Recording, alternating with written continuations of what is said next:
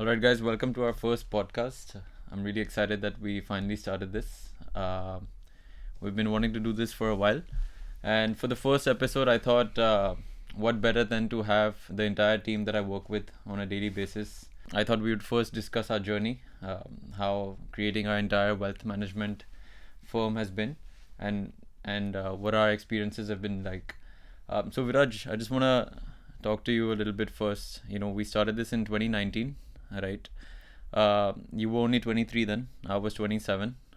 We were working at pretty secure jobs back in our previous firm. And I remember coming to you and thinking, and saying that let's start our own wealth management firm, right? And I had no hopes. I had absolutely no hopes that you would say, yeah, let's do this. But somehow you said yes, right? So talk me through what were your thoughts, because for a 23-year-old to start their own wealth management business makes absolutely no sense, right? But you said yes to my surprise. So what was the thought process?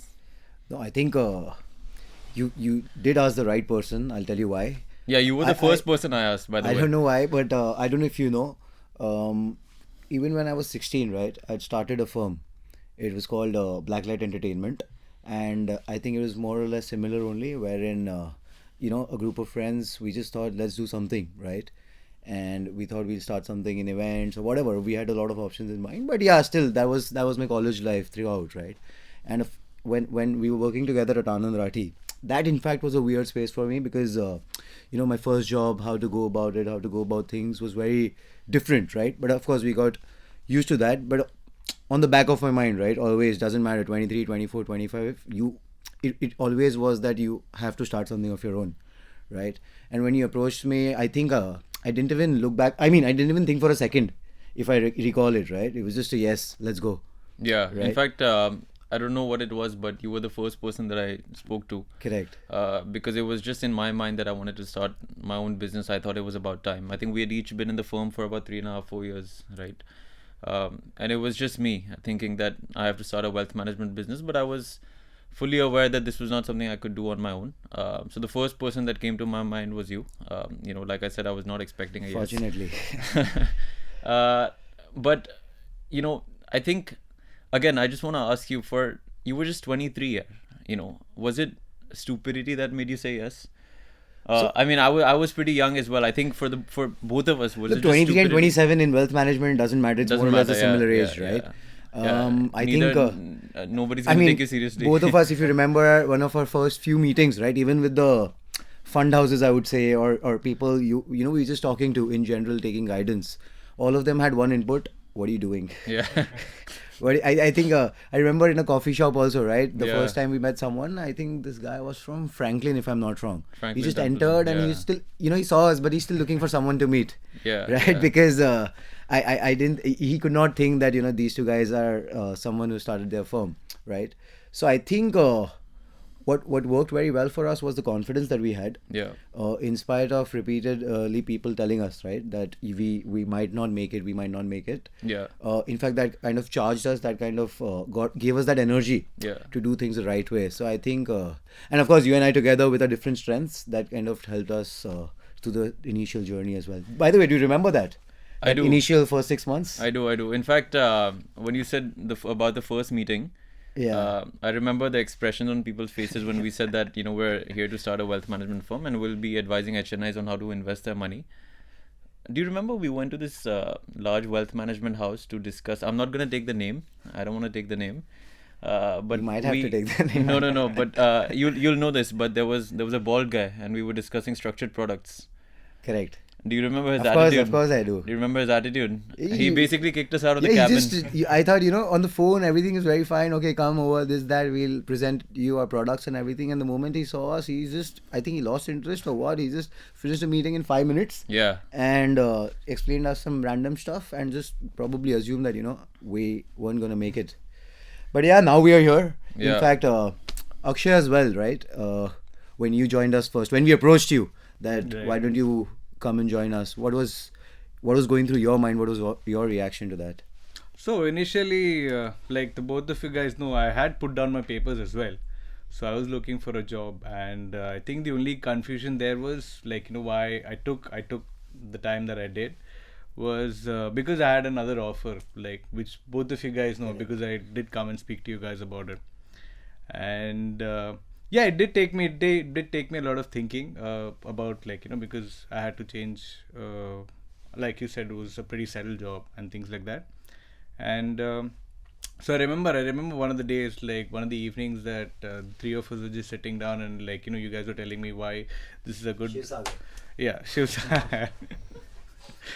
Sagar, yeah. So I remember that, and then I believe, so what happened is, there's one very fond memory of mine why it's still like, it's still there, and I know the exact words what happened. So how that happened was, I went back home after the meeting with you guys, and I was still confused. I was still thinking. I was still in two minds whether to, like, which, or about which path to take. And I was just thinking. I was just sitting there. I just spoke to mom, and I told her this is my current situation. And still remember that one thing that she said. It went like this. So she said, if you basically you work with people you have fun with, then your work becomes fun. And that actually just hit me. And then I remember calling you guys the next moment, telling you guys, yeah, I mean, like, let's just go ahead with this. Yeah, that's quite a story. I remember because you were definitely in two minds, and that offer. I'm pretty sure you did not want to work with the person who was giving you that offer. That is also one big. Yeah, we can't name. Again, we can't name them, but yeah, I think you made the right choice. What about you, Sayam? When I remember we're brothers, and when we started in 2019, and when I first came and told you, you told me this was not a good idea. My own brother telling me that, yeah, I mean, look at him sitting here nicely. Yeah. Everybody else telling you that it's you shouldn't start this is one thing, but what was your thought process behind telling me that this is not a good idea to start now? And now, of course, you're part of Blue Fort. So how's your journey been? I just thought it's too early. I thought it's a good idea to do your own thing and create your own business, but I just thought maybe you're rushing into it. I thought that maybe a few more years would do some good, and you just learn a lot more in the industry. And yeah, I thought just give it some more time, but of course you went with your gut feeling, which is what it should be, right? I mean, looking back, obviously things have worked out, and I can proudly even acknowledge that I was wrong at that point. But yeah, I mean, that was the only thought process. I never doubted your capability or Viraj's capability. I just thought it's just I just thought it's about the timing of it. No, but one thing I think everyone should know, whoever's listening, and you guys as well, Siddhi and I, the first 2 months, right, when we had put our papers and we were working towards Blue Fort, we have done absolute random things which we haven't, which we couldn't imagine us doing it. So it could be, we've made the logo for Blue Fort. The website. We've made the entire website, and trust me, it's a pain. I mean, credit to whoever does it now, but it's a pain to make a website. We made, I think, a 10-page business plan as well. A 10-page business plan, which of course nothing went according to plan. So we had grand plans. In the first year, we're going to be crossing X amount of crores or whatever. Yeah. But yeah, 6 months later, we were just looking at each other's faces with nothing. No, but yeah, what at those times, right, we actually know a person, whether you can work with him, you can't work with him, kind of a thing, right? Because it was very easy then to kind of be demotivated or be like, you know what, it's not working out, might as well go back to my dad's business, might as well go back to my previous job or whatever it was, right? But one thing, none of us, right, of course the three of us were there, even one doubt whether we should be doing this or not, right? We always had the thing that karenge, aage badhenge, and dekh lenge jo bhi hoga, which is a very commendable attitude to have, and that is what I would like to say. Whoever's starting anything new, right? Yeah. They should have that. People will be there to pull you down no matter what you do, right? In a job, in a business, or wherever. But if you have that right attitude, right mindset, it can take you places for sure. Yeah. I'm sure, but in those first 6 months, first 1 year, where also COVID hit, there would have been times where you just felt completely deflated, maybe a really bad meeting, maybe, just not seeing any progress. So how did you deal with those sort of negative thoughts or those speed bumps? So I actually remember I had anxiety for the first time. I never knew what anxiety is. A lot of people say that mujhe anxiety and all of that, and I used to kind of just laugh it off. Sensitive but topics. But when we started in 2019, about 4 months in, not a single check, nothing, and I thought we'd kind of made a huge mistake. So I actually remember feeling my first bout of anxiety. Because you're answerable, right? You're answerable to your friends, you're answerable to your family, and there's people who constantly, your ex-bosses and your previous team, they constantly keep asking, what is your update? What is your update? You don't have an update to give. Also, we're at an age where everybody else, is just moving so fast, right? So it's very difficult. But I remember, I think we started in April, roundabout. We started working in April. We started working towards it in April. I think June. June first we June sort of was- got our yeah. first office and all of that. But I think it was all the way in October that I got my first check of 25 lakhs. Correct. It was one of my dad's I remember, associates. yeah. And that's when it just struck me that you can do this. So the answer is just keep trying. Just keep trying. If you keep doing it, keep enhancing your skill, keep enhancing your knowledge, then you're gonna get there. That's for sure. As cliched as it sounds, but it's there. I also want to get back to this thing that why age is not a factor in wealth management. Why do you guys think that age is not a factor? Intuitively, again, it doesn't sound right that somebody in their late 20s can advise somebody in their 50s how to invest. How do you think that is not a factor, and how do you think we've been able to overcome it? I think age, starting off at this age, right, if you're entering the room, as you guys discussed, that you're already against a wall, right? It's an uphill task for you to begin with, because people will judge you. The only way around that is make sure you're on top of things, make sure you have good product knowledge, make sure that you're actually adding value to them. Just because someone is older doesn't mean that they're managing the portfolio in the best way. I think you had to grow a beard to appear older. I did. So I I struggled. remember this guy going and buying glasses. I just had to wear specs now. I just had to wear specs at that time. I was 23, guys. So yeah, it's been an issue for me even back then when I was doing equity research, that I would be the youngest at the table and people wouldn't take you seriously, and I realized that tone would sort of change once they actually spoke to you and they understood that you know what you're talking about, right? So the only way around it is you continuously upgrade yourself, update yourself, make sure what you're saying is sensible, and just be persistent. If you're saying things that are factually correct, they can't really doubt you on that, right? If you show data-backed evidence, then there isn't that much that they can say against you in that case. Yeah, I think that is a really important point, data backed. I always tell my clients that, look, I don't have to live through 2008 for me to know what happened. Correct. We live in a different world. We don't live in a world that relies on memory anymore. Because most adults would say that, yaar, maine ye dekha hai, maine wo dekha hai, I've been through this, I've been through that. But somehow, social media, popular platforms allow us to experience what has happened in the past, mine through the data about what has happened in the past without us having to be there, right? So we can be wholesome professionals if we really put our back into it. That's what I believe. Honestly, it's a serious business, right? At the end of the day, we can do these things or whatever, but we're managing money, right? What I believe is, if it was late 90s or maybe early 2000s or something, right? At that time, age would still matter. I'm not saying it doesn't matter at all, but right now, with the kind of exposure that we have, right, through social media, through various articles or newsletters or whatever it is, right, the amount of stuff that you can read, the amount of information that you can build, right, there's as Sayyam said, right, it doesn't matter what your age is now, right? You probably can know more than a 50-year-old individual, of course, with all due respect to them as well, but it's possible to know more, it's possible to be better. And one more thing which I would like to add on this is, at the end of the day, right, the business which we are in, the intentions matter more than the age, right? You can be a 23-year-old, 27-year-old individual with bad intentions. No matter what you're gonna do, you're gonna fail by the time you're 30. Right. But if you have those clear intentions, if you have that vision with that, what, agar mujhe acha karna hai, it won't matter at the end of the day ki aap kya bol rahe ho or what you're trying to how you're trying to manage a portfolio, kind of a thing, right? Because if you want to do good to that guy, it's gonna happen. So yeah, that matters as well. I think absolutely to that end, I think also the one thing that we've learned is the importance of patience, right? You can never hurry a relationship, right? You can't sort of hurry someone into trusting you.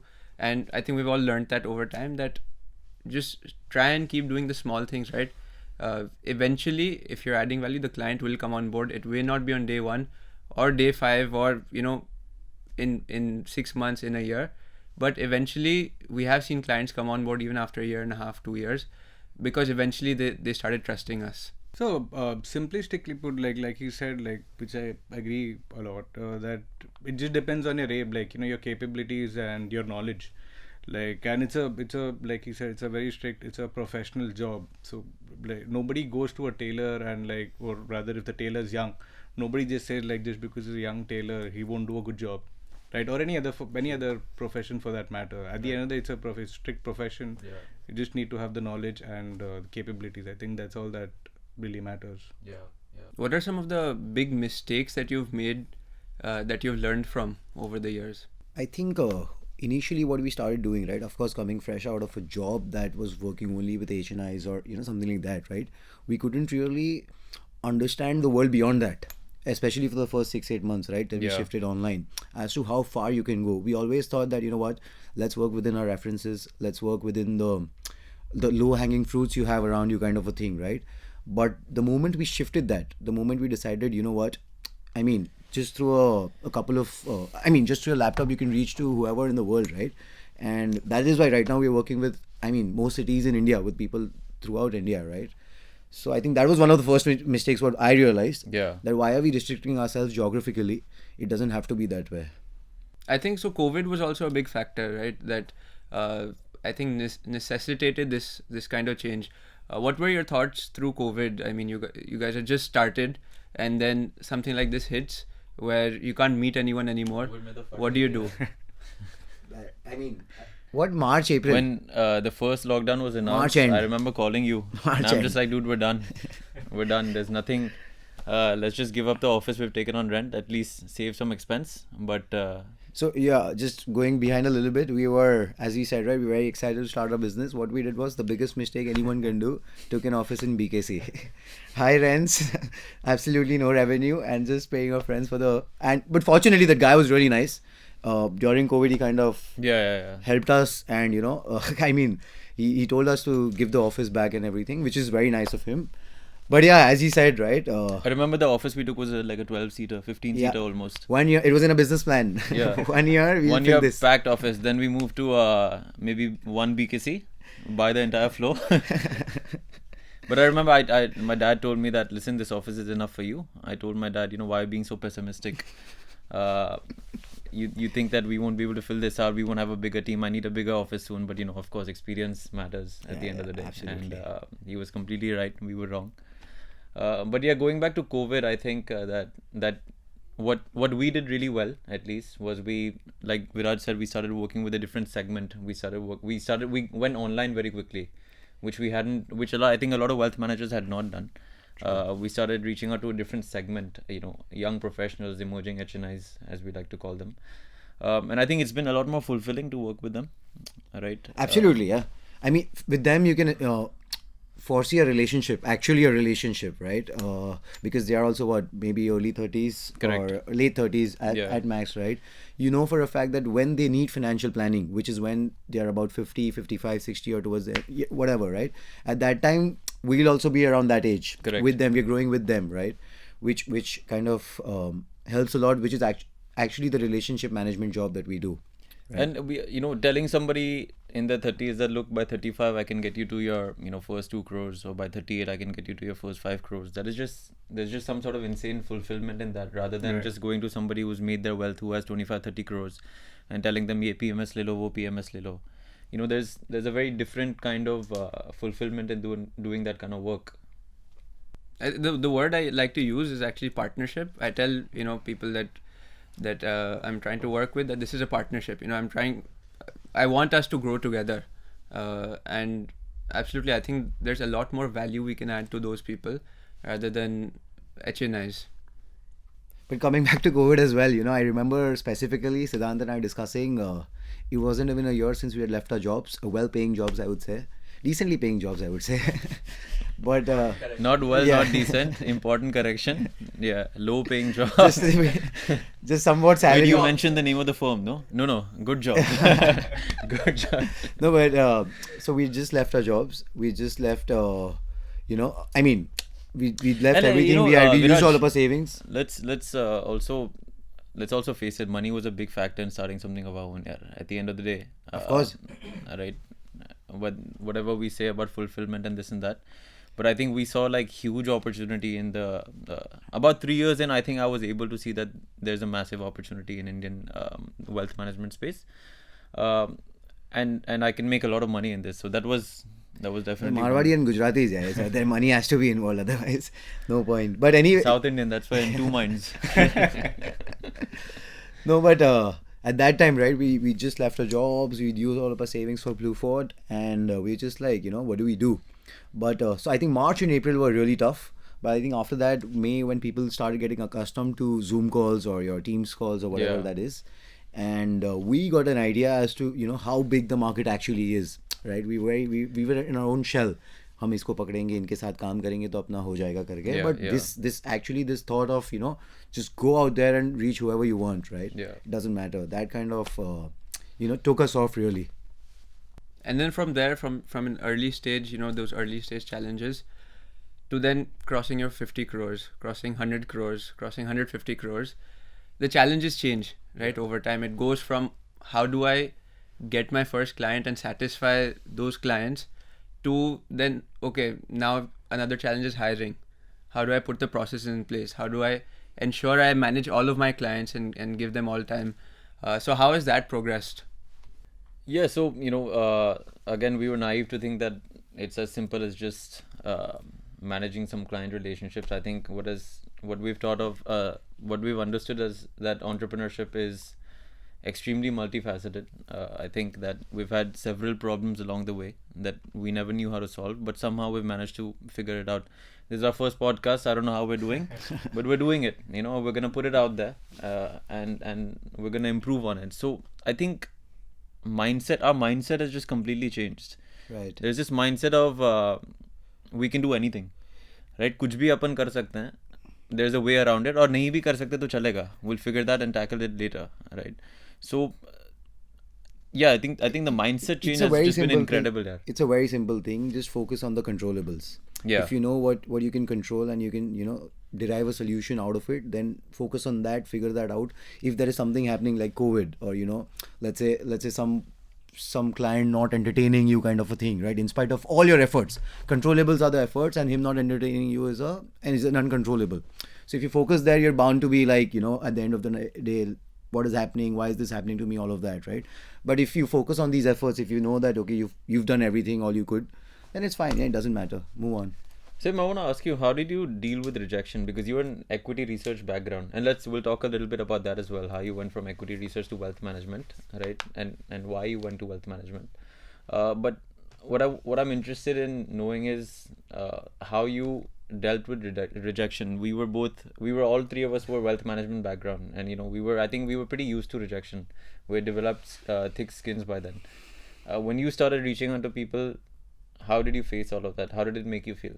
I think the thing that I kept in mind was I tried to make sure I was not too hard on myself.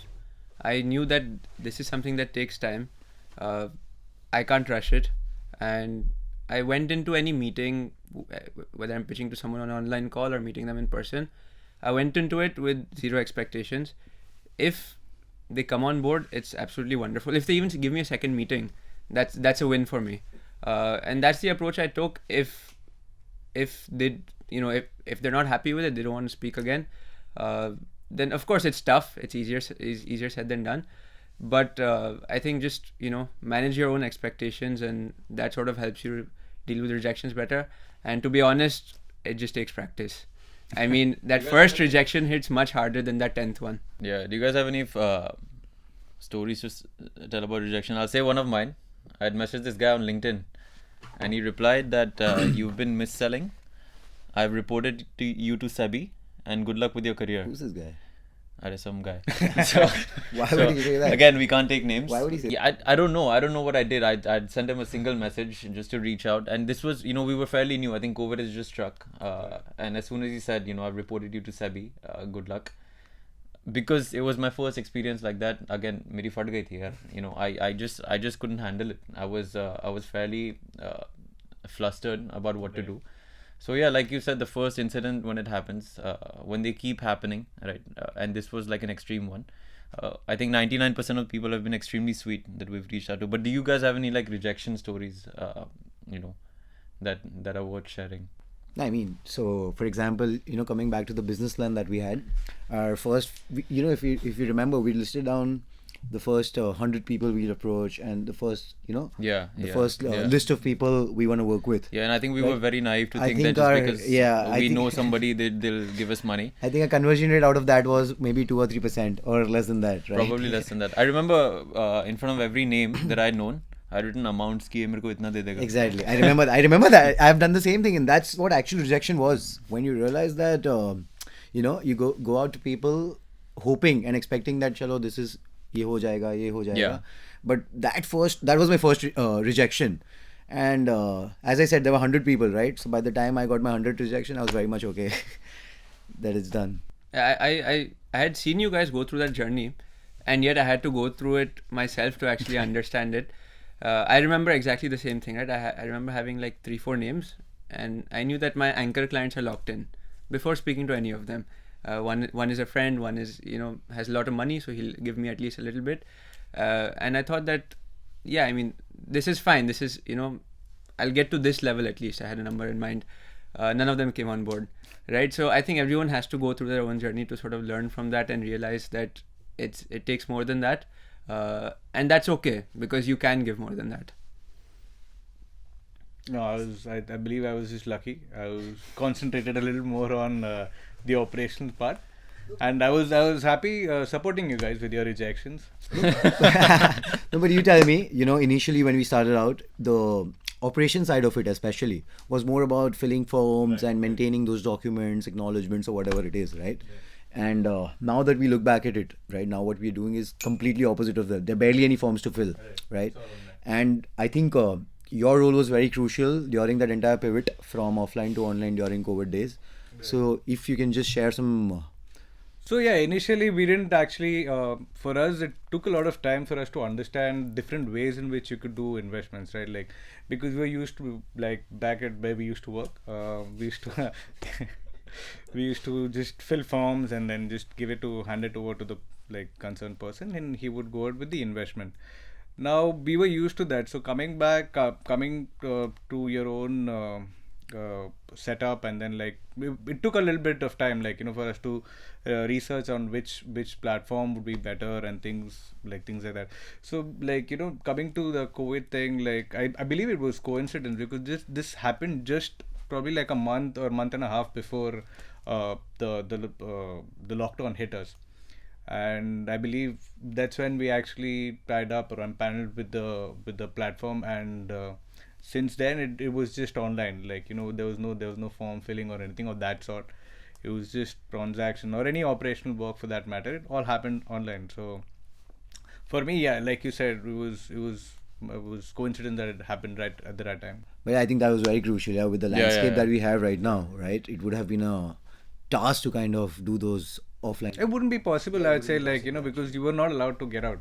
Yeah, I mean, the fact that we're working with clients all over India, we've never met. Now I've been working with guys for years. I've never met them. They've given me 2-3 crores. Everything happens online. It's pretty incredible if you think about it, that somebody would even trust someone like that. Personally, I would not do it. Honestly, it's not in my personality to just entertain somebody who's doing it. But the fact that people out there are so open and so warm and so positive is incredible here. And it's been a crazy journey. I think one thing a lot of people ask me is, how is it working with friends? How has that changed your relationship? We share a lot of common friends, guys. All of us share a lot of common friends, and we each have our personal lives as well as our professional lives. And there are events that take place in both of our lives, right? So both of these separate lives. So how have we been able to maintain it? how has it been working with friends? And what do you think we've been able to do to still cement that relationship that we have? Honestly, I don't know if you would agree or not, but I think we are much closer now than we were when we started Blue Fort, right? Yeah. I would say that. I hope it's a yes for me. But no, what I'm trying to say is, when you work with people throughout, right? We spend all our days together or whatever. What happens is we understand each other's way of living. Understand each other's strengths, weaknesses, or something, right? Wherein you, for example, you would you used to plan a lot, business plans, of course, something like that, right? You used to think about everything, which I couldn't, right? And now that I look back at it, it kind of helped us so much. It gave us a roadmap to go forward, kind of a thing, right? So I think all of us, fortunately, we have different strengths and of course different weaknesses as well. So when we have an idea about each other that way, it becomes much easier to work together and not have those animosities or continuous bickering or fights like a thing, right? Yeah, but we've had some friction, I think, initially. That happens. It's a business we're running, so Correct, that is bound to happen. Correct. There was some friction, I remember, and like you said, we have very different working styles. Out of the four of us, I think Sayyam is the Rahul Dravid. I'll take that as a compliment. Yeah. It is a compliment. That's a huge compliment. What did I say? We are all talking about No, you each call other's him strengths, right? Really? Rahul Dravid? Yeah, it's a strength, right? So much. I mean, in a nice manner. What, you are? Stuart Binney? No. I wouldn't call myself that. Somewhat like a... Sachin. Don't say Sachin. Nah, it's a Sehwag. Like he just Nee. all out. He's all a out, Sehwag. yeah. Call me Kohli, guys. You're not Kohli, bro. You're not Kohli. So I think we all have very different strengths. Sayyam is somebody who plans a lot. I'm somewhere in the middle. You are a hardcore execution guy, right? And one thing I've actually learned from you, Viraj, is that quality comes from quantity. It's करने से ही सीखने को मिलता है, and only then do you know what is good and what is bad. I wasn't like that, honestly. I used to feel like plan everything out, plan it to perfection, and then we'll do it. Once everything is ready, and then we'll do it. And I think that is something that I've really, really learned from you, where you just do it. Just do it. That's what we spoke about before the podcast when we were planning. Just go for it. Yeah, I mean, we learn from this as well. Correct. Just do it, and then keep doing it again, and then keep doing that feedback loop. When you have it, that becomes an insane mechanism to just sort of get yourself better and better and better. So that is a huge learning I've had, and I've tried to implement it as much as possible. But yeah, in terms of, again, to the topic of working with friends, because you and I are brothers as well, right? And Akshay, you are a very different person to all of us as well, right? How has your transition been to working with friends? Because we had nothing to do. We were only friends. We had nothing to do with each other professionally. I'll tell you what. That's completely. We were friends, and everybody knew that you were two of my closest friends at the previous place. And I think another thing is. It is true. It is true. Yeah, I agree. I'm pretty sure everyone That's does. close to Whoever knew everyone. us would know that. Yeah. And I think, so I don't know if you agree, but Akshay has been like our buffer. He's been our middleman. If you and I have disagreed on anything, we have been able to speak to him. We have been able to tell him, यहाँ की बात वहाँ नहीं करता है, वहाँ की बात यहाँ नहीं करता है. And he's that one ear. I don't know where it goes in your brain. But you've just been able to calm us down. You've always been that guy for support, and especially initially when we were struggling with a lot of different ideas. So like I was saying, I believe more than friendship, I also like something. There was something else that I used to like about the both of you guys, or rather respected. Was that like you guys were very professional. Like when it was something to do with work, you would just concentrate and like your head would be there, right? And I'm, like, apart from being friends, I think that's something that I also respected, and I thought that's how it always worked. Like even at this place, the good thing is we were always problem solving. So there was even if there was something, it was always just worked out. Yeah. And what about you, Sayyam? Again, when you were John, initially you and I had some friction as well. Because really? Yeah, for sure. So in fact, this is interesting because what he spoke about, that when he was starting out, and I was not entirely in favor of it. Of course, I said that I'll support it if you're going for it, but that the tables turned, right? He said that he told me that just really think about it. Maybe start with trying to do this on the side, do it on the weekends, build a few clients, and then leave your job, because I was, in equity research. It was a very well-paying job, and His job was actually a well-paying I job. agree. It was not like, so you have to understand my position. so his point was that try and figure it out. He just told me that put the numbers down, see if it really makes sense. And to me, the only thing that really made sense is that the longer I continue in my job, the harder it's going to get to actually leave it. Right? Because that's how much more my salary is going to increase. And I remember a close friend telling me this, that if you're sure that you want to do something of your own, the earlier the better. The more you delay it, your salary increases, the harder it becomes. If you get married and if you have kids, then it becomes almost impossible to do, right? So I did that. That was what stuck with me. And also I did put some numbers down, and I thought that I knew that in the first year, in the second year, maybe I will not maybe even get close to what I'm making in my job, but it's about year 5, year 10, right? That the potential is that I can earn much more over here. And also I just felt that it was a right time to move forward. Equity research was very much a desk job, researching companies. Of course we did plant visits, things like that, but it was very office restricted. It wasn't very client facing. And I thought that you could be doing the best research in the world, but it may still not help that specific client. And coming to wealth management, you can actually make a difference to that person or that client's individual wealth. Speaking of, you said getting married. I think again, a lot has changed in our personal lives as well. 2 of us are married, right? Viraj and Sayam. And, Too far away. no, me and Akshay are married now. When we started off, of course, we were completely single. That's when we knew each other. When we started Blueford, were we single? No, I wasn't single. Yeah, I don't you think- weren't. Yeah, I wasn't single. I was. You were single. Yeah. And Doing very proudly. somehow magically you managed to land yourself a girl. So, well done. And just how things are transformed for us. Yeah, we've literally seen each other every single day grow as not only professionals but personally. We've just and just the fact that we've managed to stick together through all this time, I think it's incredible, right? I think it's a very important point what you brought up as well, because having less responsibilities when you Yeah. start something, right, is very essential, because all your focus, all your this is like your baby. You kind of Yeah. look at that, you take care of it, you kind of nurture it to grow, right? As Sayam also pointed out, the older you become, the more difficult it gets Correct. to start your own thing. So that's a very nice point as well, wherein we weren't, all of us, like, we weren't married, we didn't have so much responsibilities. Even if we could let go You of our, still aren't. I mean, when yeah. are you getting married, Viraj? Oh, there's a long way to go. This is on the podcast. Just tell us. 1,000 crores and I get married. So next year. No, it's up to the clients. It's up to the people who are viewing If this. clients now. are watching, then please, if you want Viraj to get married, Give us money. yeah, give us money. Yeah, go ahead. Sorry, yaar. No, so yeah, I mean, less responsibilities helps you kind of, it got us where we are today. Yeah. I think going back to working with friends and potential conflicts, right? There's every week, maybe every day, there's something that we don't agree on or see eye to eye. As we discussed, we're all very different personalities. Viraj may think that something is 100% correct. This is how we should do it.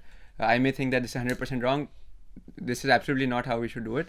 But I think the thing that really helps us get through that is a mutual respect. That, I hope none of us ever think that what he's saying is complete bullshit. I do think that many times, but I've just chosen to. Just today, I thought it like 3 times. But yeah, I mean, it's the mutual respect that, okay, fine, if someone wants to do something or if someone thinks this is right, then let them run with it. We'll figure things out. Yeah, I think we've all, like, at least for me, I've learned to swallow my ego hugely. For some reason, I used to think that whatever I say should go.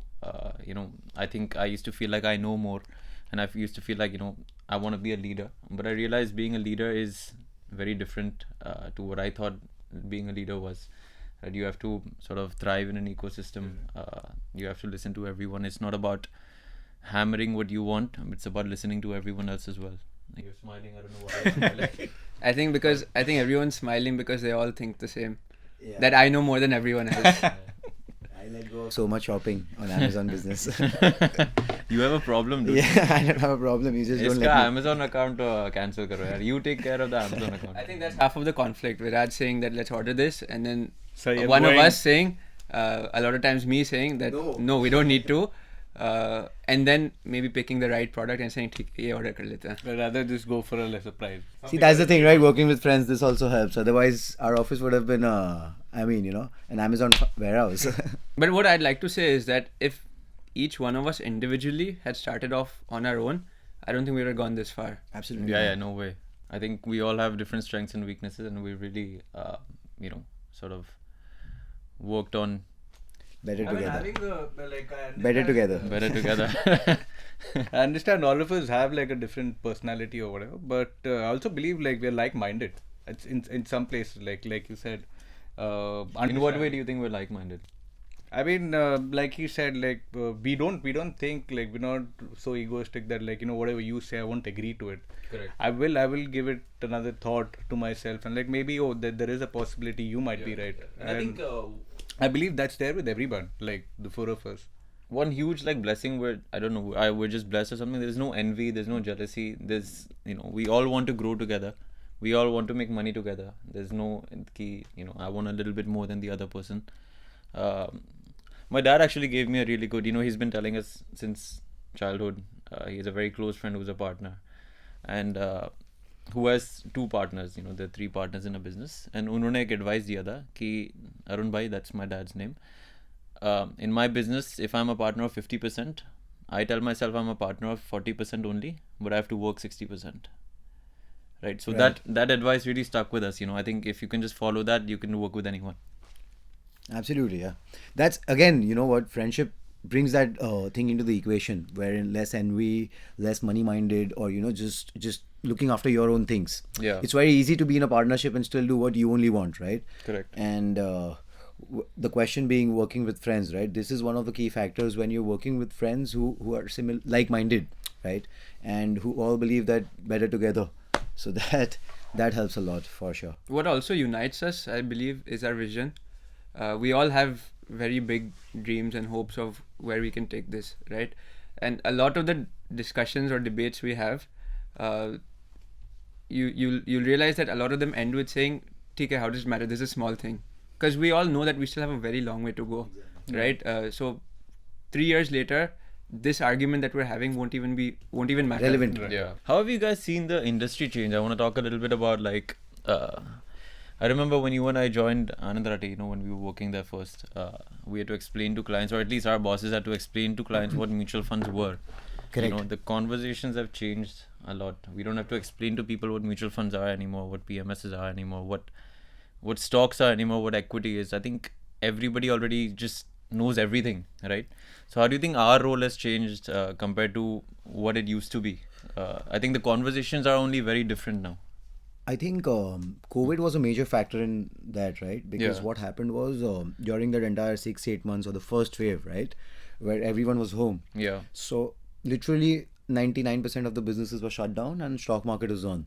So every individual in the house, I remember my house also being like that. Everyone's looking at the markets. Yeah. क्या हो रहा है? चलो आज कुछ करना नहीं तो they have no intention to invest, but just for the sake of it, let's do something. And a lot of people did start investing. Exactly. Yeah. More than that, so that led to a huge participation in equity markets, which leads to more and more knowledge and information spreading. Correct. Another thing, a lot of, what they say, finfluencers, right? A lot of these Finfluencers, yeah. finfluencers have come up in the last, I would say, 2.5, 3 years, wherein because of them, it's a good thing because of them is that the information to at least people who would not know what a mutual fund is or what a stock is or what a crypto is or whatever it is, right? Yeah. That information is passed nicely. But what has happened because of that also, too much information has been passed nicely, which again brings them to the same place, right? When you have a lot of information about everything, you don't know what to do and you end up committing a mistake if there is no one to hold your hand. And with these guys, it's more or less the same thing, right? When they give out a video, it's more about keeping what they want in mind.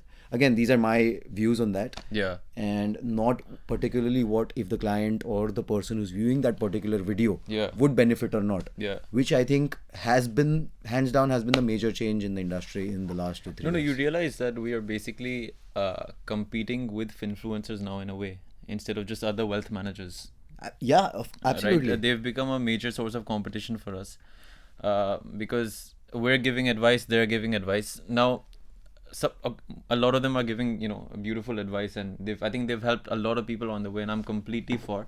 But like you said, you bring out a really good point that at the end of the day, they're doing everything they can for attention, right? They make their money off of views, and True. see, to get views, you have to create 100 videos. Now the problem is investing is simple, right? Investing is start an SIP in 2 mutual funds, 3 mutual funds, and just keep doing it for the rest of your life, right? Until you want that money back. That's literally how investing is. Now, if you're just gonna make that single video, then you're never gonna sell, right? You have to constantly keep making the videos. So I find that these influencers are completely, keep changing the narrative. They sort of thrive on fear mongering, where people feel like they have to do this, now they have to do that. And I think that has become a real big challenge in today's times. I think what matters over there, why is that happening, is because of the lack of accountability. Yeah. Today, any Tom, Dick and Harry can come, keep a camera here and say whatever they want to, right? Without being accountable for the actions of their viewers, right? Let's say, we're working together at Blue Fort, we're all accountable. If our client has a problem or if our advice has gone wrong in some manner, right? We take responsibility, we make sure that, that does not happen again, A, and B, if there is some problem in the portfolio, right? You make sure that you make it up, right? That's not the case with them. They have no one to answer to. They have no one to, be accountable to, in a way that, okay, sorry, you've made a loss. So there are so many instances, right? Especially with that entire crypto and NFT thing coming in the last 2 years, that so many products, so many, I don't even know what's it called, wallets or whatever it is, right? Were pushed that you do this, instant money, double your money in a day, double your money in a month. So all that, I think... Lakshmi Chit Fund, right? Exactly. I'm so sure we're gonna get a lot of hate from those finfluencers. Nobody knows who we are. It's fine. This is our first podcast. Relax. We're not gonna get any hate. No, it's a from good thing. We as long as we get viral, go viral rather. Hopefully. I think so. I think our jobs have changed, or the industry has changed quite a bit in that sense. Where, as you said, maybe 10 years ago, a large part of it was educating people what a mutual fund is, what an SIP is. You were trying to explain these basic building blocks, right? Now, our role has changed to filtering out the noise. People already know a lot of this. They know too much, in fact, and they're getting confused. Our job now is to give them clarity, right? Make sure that discipline is there, that behavior is there, and how that can actually help them. Yeah, most of it is, I agree actually, that is, most of our role as wealth managers has just become behavioral rather than the actual hardcore finance. I think most people have a basic understanding of finance. Our role is just left to, being persistent and just telling them that this is the way to go and keep hammering the same message again and again. So that's the thing, right? Our job is managing money, so to say, but it's actually more about managing people and managing expectations. Yeah. It's about holding someone's hand when the times are tough, right? Because I think 2020, 2021, the bull market that we had in the financial sector, right? People didn't need advice. People thought they know how to make money, right? Even the worst of the worst stock investments or the best of the best investments were doubling in 6 months, or, showing that kind of returns, right? Correct. And at that time, we were also like, people were of the opinion that, I know this, I got this, I can do it on my own. 2022, 2023, now we are experiencing, right? People coming, acha kya karna chahiye, what should be done, which typically is our job, right? Our job is not to predict the markets or say that acha ye karenge, wo karenge, this ye hoga. No one knows, when is Russia going to bomb Ukraine or whatever, right? But if that happens, how to go about it is, I think, what we do. Yeah, these conversations are really annoying, yaar. क्या लगता है Russia Ukraine का? अरे मेरे को क्या होने वाला है? There is no way on earth we're gonna know anything. Yeah, these I think and Sayyam, I think you've had these conversations a lot, but just क्या लगता है मार्केट का? क्या लगता है 6 महीने में कि किधर जाने वाला है मार्केट? क्या लगता है ये हफ्ते का? अच्छा SIP कौन सी डेट पे डालो? 5th डालो कि 20 डालो? कि किधर रहता है मार्केट? अच्छा I think the fact that I have an equity research background, it helps a lot in a lot of ways, but also it's a detriment in some ways, because then people are like, अच्छा equities, हाँ ठीक है, ये stocks के बारे में बताओ. They want to just discuss stocks, and it goes back to the fact that the most important thing is behavior, right? When it comes to investing, I remember reading a very interesting article by Swanand Kelkar that there are 3 ways you can actually outperform the market. 1 is out knowing, 2 is out analyzing, and 3 is out behaving. Now, for most people, out knowing and out analyzing is not going to happen, right? The only way you will create significant wealth is out behaving, and that is 80-90%, if that's what the article mentioned, of what that's 80-90% of the contribution to your wealth creation over the long term. Also in the industry, right, one of the major problems that we've had in our industry, I mean, it goes back to 1990s, to be very honest, is misselling of any given financial product, right? So earlier, I think at 90s it was prominent by brokers. Yeah. Then in the early 2000s or the first decade of this century, it was more about the banking industry. Correct. And now that has shifted hands to, I wouldn't say exactly influencers, but people who are not people who are not accountable, and they give advice. Yeah. They are the people who are most responsible for mis-selling, because as a retail investor, right, if I see something and he or she is talking well, or telling me something that aapka paisa double ho jayega, for sure I'll invest. I won't even think about it, right? That's where the mis-selling has shifted throughout these years as well. I remember just recently a client sent me a video, and the title was something along the lines of 5 things you're doing wrong by investing in mutual funds. Correct. Right? And he was just like, okay, how do I address these points? It sort of scared him a little, right? And I watched the video, and 3 out of those 5 points were just like factually wrong. His numbers were wrong, right? Really? But just because of that headline, a lot of people watched it, right? He got that attention. He got the views. He's making money off those views. So then it came to me to explain to him that, and show him that this data is factually wrong, and why the thought process is not right. Yeah. What I tell a lot of my clients with wealth management is the products actually don't matter. The return doesn't matter. It doesn't, yeah. Yeah. What you have to look at is the person you're working with. Are they gonna be with you during the tenure of your investment, more or less, or not, right? The problem is, if you're gonna be working with somebody who is working in X bank, they go to Y bank, then they go to Z bank. The only purpose they have is to take your money from X to Y to Z. It's natural. It's his job, or her job. This is something they're gonna do. You cannot blame them, right? And the problem is, every time they recommend a product, that product is not coming from them. The product is coming from their bosses, their management, right? And the management, what is the ultimate purpose of the management? To make a profit, right? And I'm not saying I'm working for free. I'm not saying what we're doing is charity, right? But what I tell all my clients is that look, work with anyone, just make sure that they're gonna stick with you, so that they cannot say that I've changed my job and change your products. Yeah, and I've changed my job and I did not do this. Somebody else asked me to do it. Let me fix your portfolio now. ये वाला जो concept है ना, now I will fix your portfolio. Now I will improve the portfolio. Let me rectify the mistakes. I've seen people lose decades of compounding. Absolutely. Literally decades. I believe there's there's a positive and negative side to all of these stock pickers.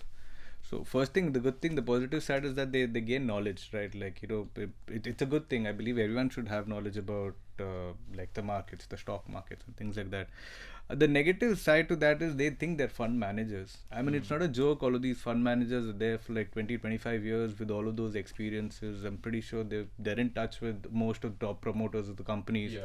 I mean, it's not a joke to be there in that place, and these guys are just randomly picking stocks. So there's a huge difference. Yeah, the kind of like, we know this, right? The kind of effort that fund managers and their teams put in to select a portfolio is extraordinary. It's incredible, the amount of effort they put in. And so, maybe you can tell us a little bit more.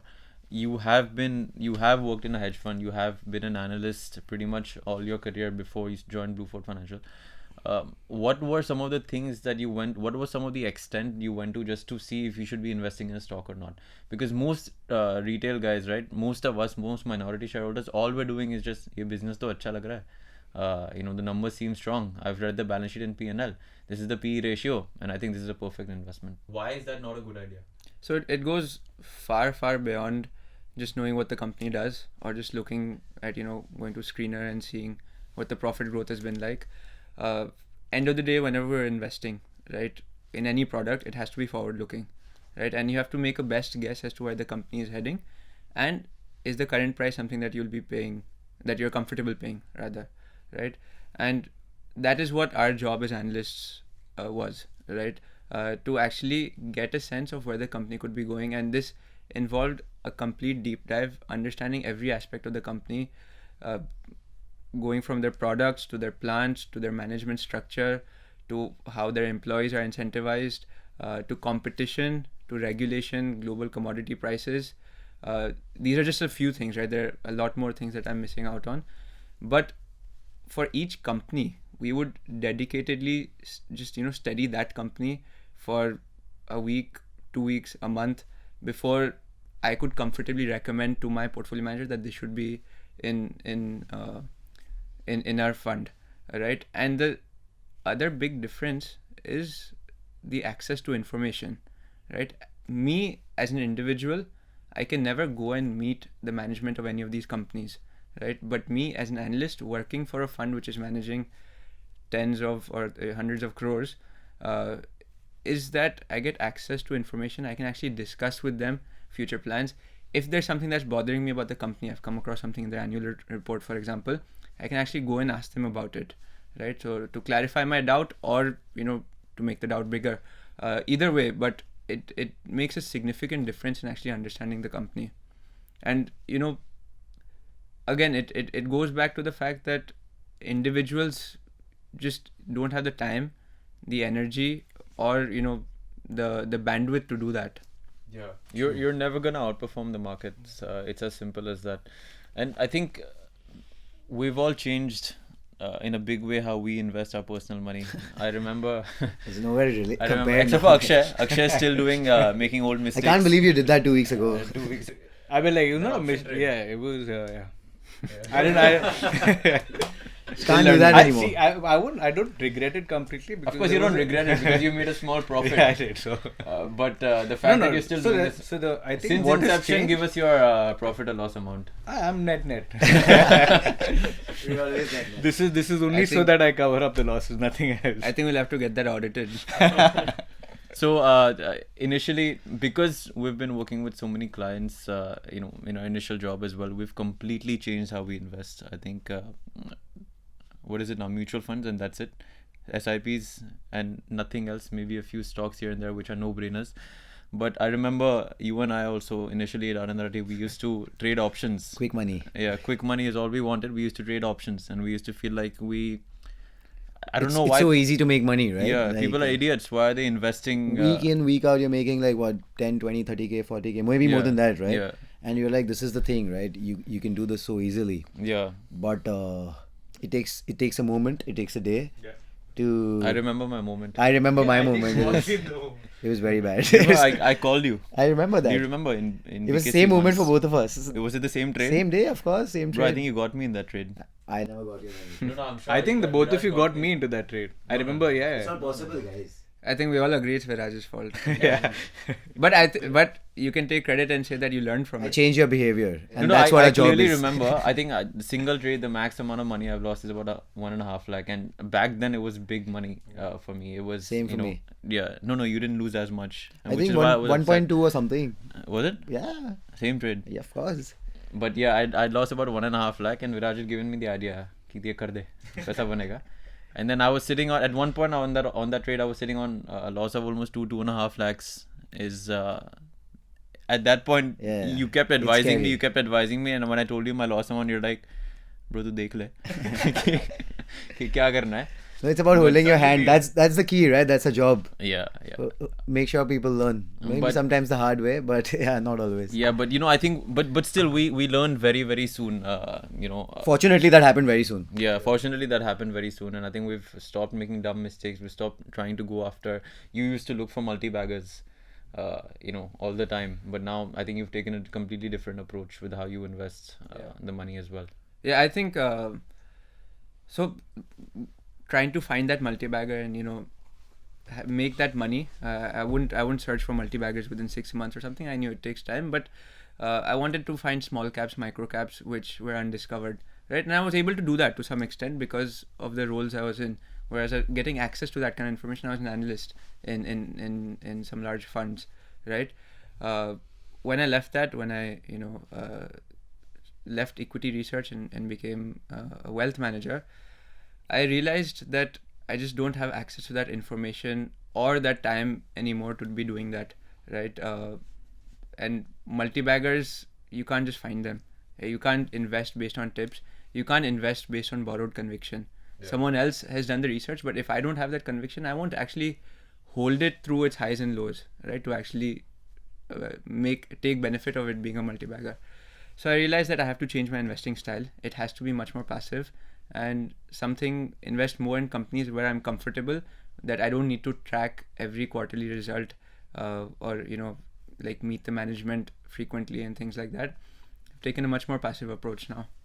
One thing I'd like to tell everyone, there is no concept of quick money. Yeah. The quicker you get your money, the faster you're going to lose it. Correct. I remember this, one of my clients, I think last year back in August, September, if I'm not wrong, he just sent me a screenshot of some of his crypto investments, which I think, if I clearly remember, 20 odd lakhs had become around 36 lakhs within a month or something, right? I do have that screenshot, so I can tell you the exact amounts as well.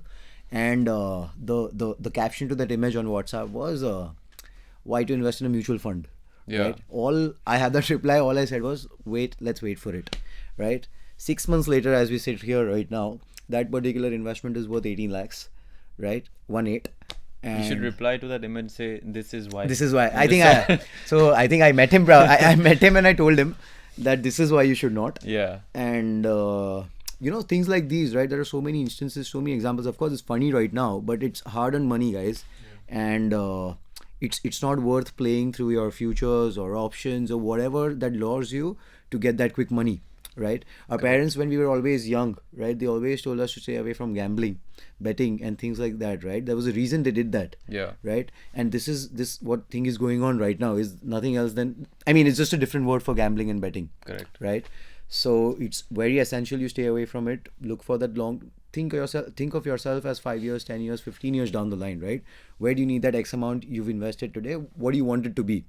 And then make a financial plan and kind of move properly towards it. Yeah, and I think those initial option trades where we lost money helped us stay away from absolutely. I haven't touched it after that. I haven't touched cryptos. I haven't touched any of these P2P lendings where you're supposed to make 18% lending to somebody. I haven't touched any of these fractional investing in private equity and all of that, and I'm very happy. I think we are way closer to our financial freedom mark than a lot of people our age are. Absolutely. And the fact that we learned it that early, it's been quite we've been quite lucky, in my opinion. I think that's the thing, right? Everyone makes mistakes. It's unavoidable, right? It's part of your journey. It's about how you deal with it, right? If you're able to learn and make sure that you don't make that mistake again, that is significant growth, right? If you keep making that mistake again, that's, your portfolio is really going to suffer. So it's okay to make a mistake, but make sure you don't make it multiple times. And I think, people kind of advertising around 25, 30, 35% return, right? Which because of 2020, 2021, when people actually got those kind of returns in a year, right? What has happened is selling of these products or these workshops wherein 4% per annum, 4% per month, 3% per month, this kind of, people are lured into that. So I think we all remember what late Rakesh Jhunjhunwala also said, right? If he gets 18%, he's the king. Yeah. And if he gets 18%, he's happy. If he gets 21%, he's like the emperor. Correct. Right? Correct. So when someone of that stature with that kind of money says that with his experience of 40 plus years in the market, right? Yeah. That needs to hold some value to it. Some of the best investors in the world have said, right, that the best investing is boring. Absolutely. It doesn't feel fun. You feel like I'm not doing anything, but it doesn't have to be fun. It shouldn't be fun, right? It shouldn't require a lot of time and effort. If it's boring, if it's in the right direction, you can just keep at it and you'll make a lot of wealth. Correct. So then, one last advice you have for people, who are viewing this podcast? Yeah, I would just say that be patient, stick to compounding, have a financial plan, get your basics right. Try and stay away from that allure of quick money. It's only a matter of time before you get to your financial freedom, and make choices which are reasonable. That's it. That's all I would say. So thanks, guys. I think for first podcast, not bad. That we know now. Yeah, we'll continue to do this. Thanks a lot. Thank you. Thank you.